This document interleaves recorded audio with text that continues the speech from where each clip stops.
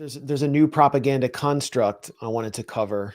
I think it should be done in print, but the new thing we're hearing is that 100,000 innocent Syrians were killed in a Holocaust-like industrial genocidal slaughter by the Assad government, and that they're all in mass graves. And this is Levant 24, which is a major Syrian opposition site, now I guess pro-government site, claiming a mass grave containing no less than 100,000 bodies of individuals killed by the Assad regime has been discovered, according to the Syrian Emergency Organization, which I think they're referring to the Syrian Emergency Task Force, which we'll talk about in a second.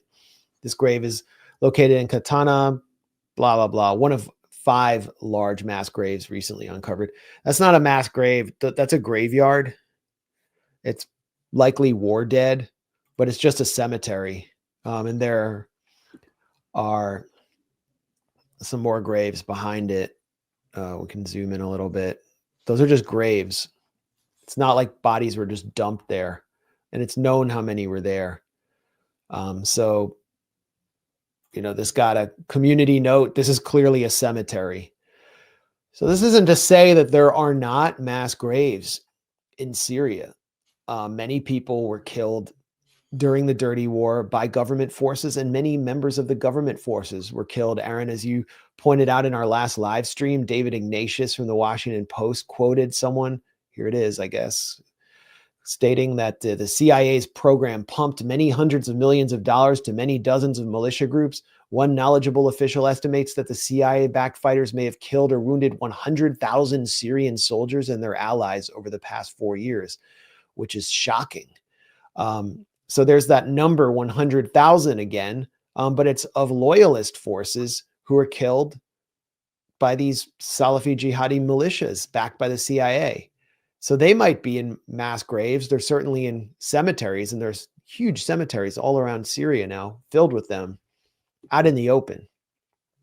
But now the propaganda construct centers around this number 100,000, and that there are mass graves somewhere and that they must be investigated.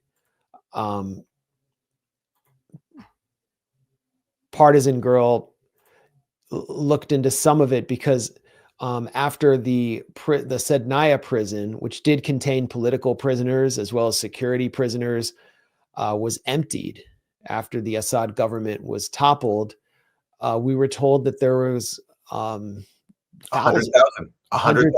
Yeah. 100,000 dead bodies buried on the prison complex, or 100,000 people still that they couldn't access. They were right held in underground potentially. Underground. Yeah. So again, the number 100,000. Yeah. And we'll get to the source of this. And she points out in 2017, Amnesty International did an estimate that there were 13,000 prisoners executed at Sednaya, but it was based off smoke from a chimney stack. Actually, I looked at the Amnesty report at the time, done a lot of tweets on it. I examined all their data.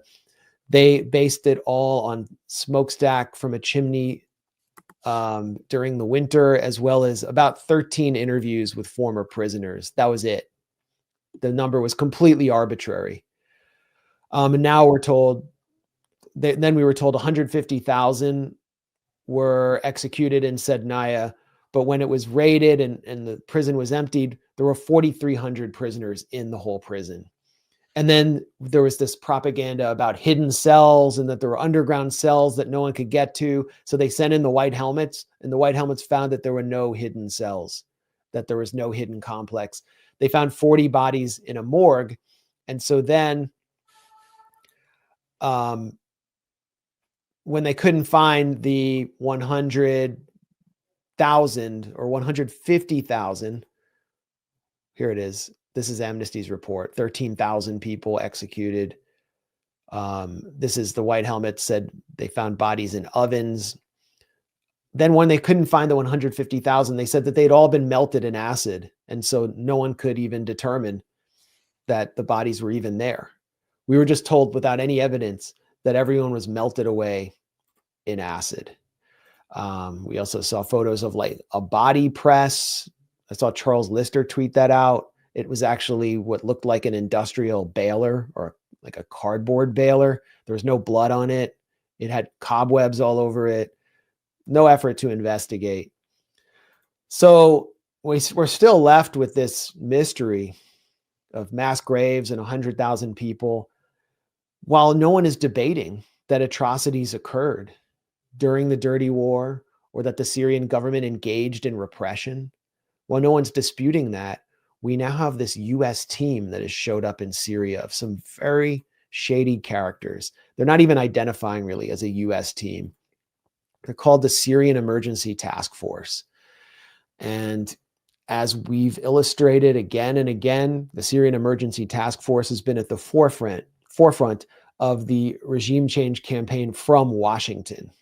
Its founder, Muaz Mustafa, took John McCain on his trip to inside Syria to meet with bandits he portrayed as freedom fighters, who were later revealed as kidnappers of Shia pilgrims. And back in 2013, as McCain was making the case for bombing Syria, the Syrian Emergency Task Force was funded by the State Department and USAID, as I revealed just through a government tender that you could find online.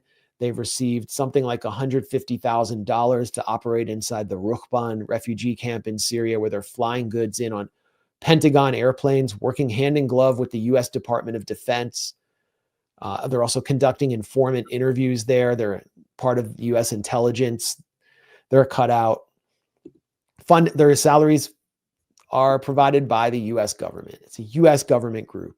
Ambassador Stephen Rapp, who's the former U.S. ambassador at large for global criminal justice, totally fake position at the State Department, part of the liberal responsibility to protect humanitarian intervention complex, is in Damascus now.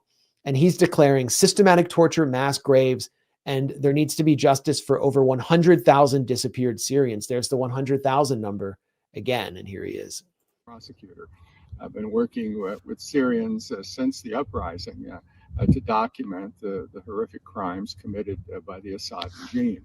Early on, we saw from the Caesar photos that the brave military photographer brought out that in just 5 facilities in Damascus, some 11,000 bodies were delivered to his hospital, where he was asked to take photos of them.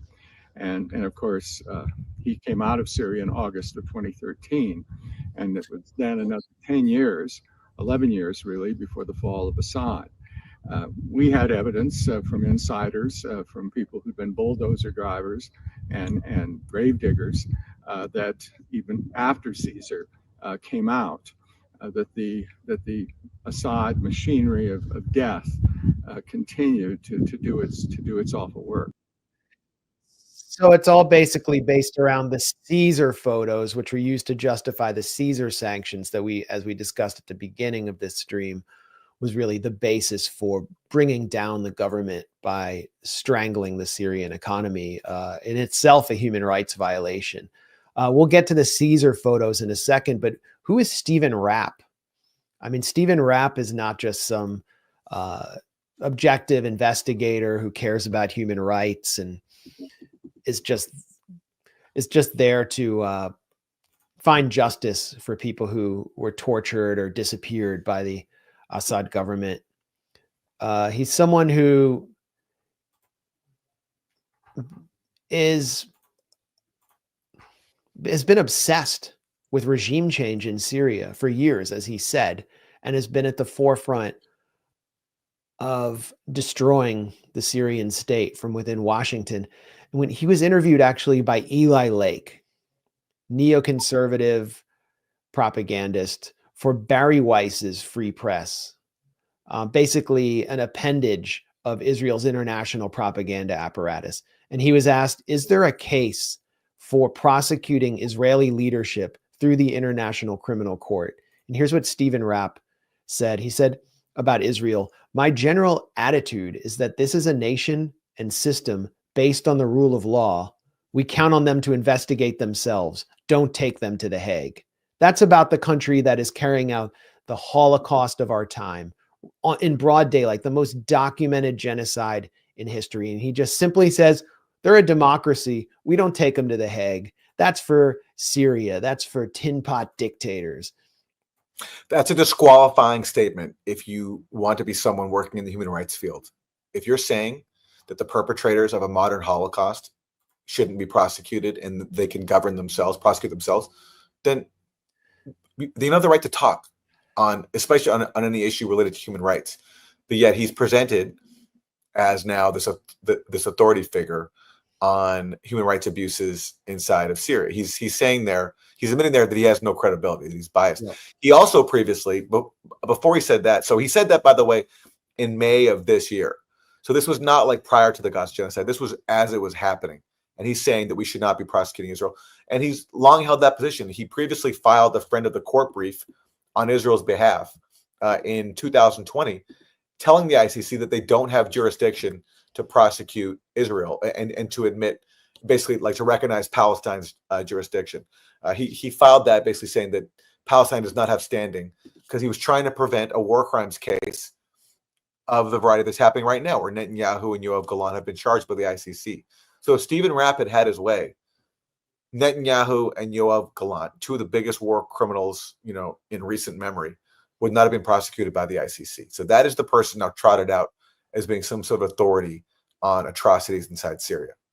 Yeah, here's another discrediting statement by Stephen Rapp, who is leading the main propaganda construct surrounding Syria right now, discussing his work apparently for Israel to protect it from ICC prosecution. And as I continue to urge whenever I was involved in these and engaged, particularly during 2014 and 2015 with the Israeli government, in terms of preventing the ICC from going there, which is one of my portfolios, it's show that you're investigating it yourself, show that you're taking action to stop this particular conduct. That's the magic bullet in terms of avoiding international prosecution. So there it is. So he's bragging about how he tried to he's bragging about how he tried to help Israel avoid prosecution for war crimes. That's what he's doing. There it is. He's proud of that work. Wow, I hadn't seen that one. Yeah, that's amazing. And it should also be said the Syrian, he isn't the Syrian Emergency Task Force's only partner. On their advisory board is a guy named Toby Dershowitz, who's the senior vice president for government relations and strategy at the Foundation for Defense of Democracies, which is basically an Israeli, at best, it's an Israeli lobby group. At worst, it's actually straight up Israeli agent, depending on who you ask.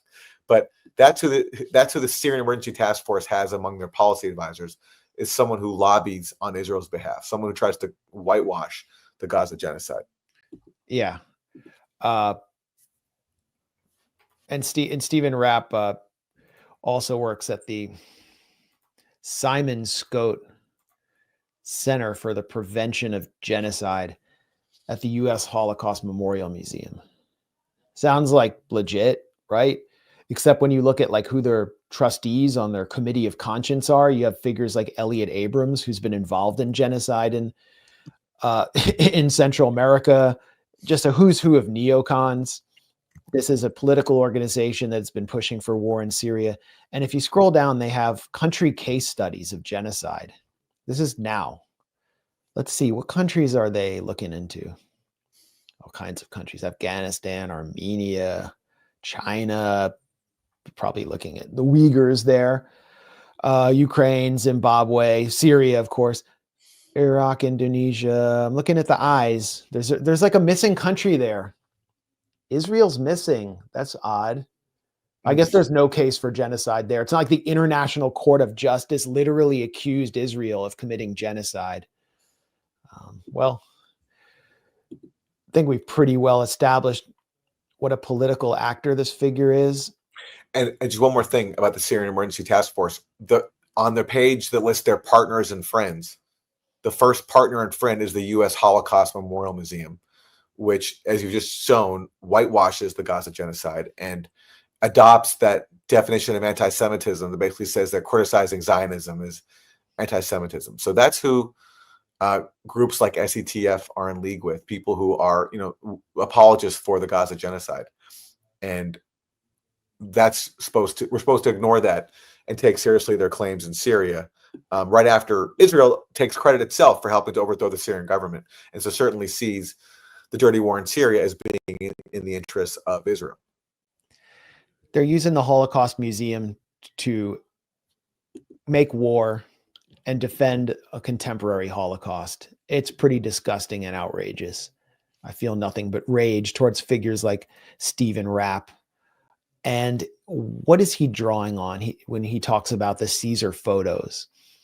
There was this anonymous supposed Syrian whistleblower who came out of the Syrian military, who had come to Washington with all of these photos that showed 50,000 deaths through torture and killing in Assad's industrial machinery of death. This is him with State Department CIA asset Muaz Mustafa on Capitol Hill. They wrapped him in a blue suit so no one could see him. And he's recently revealed his identity. Now no one cares because Assad is gone.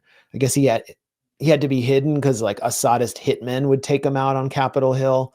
I think it more had to do with his credibility.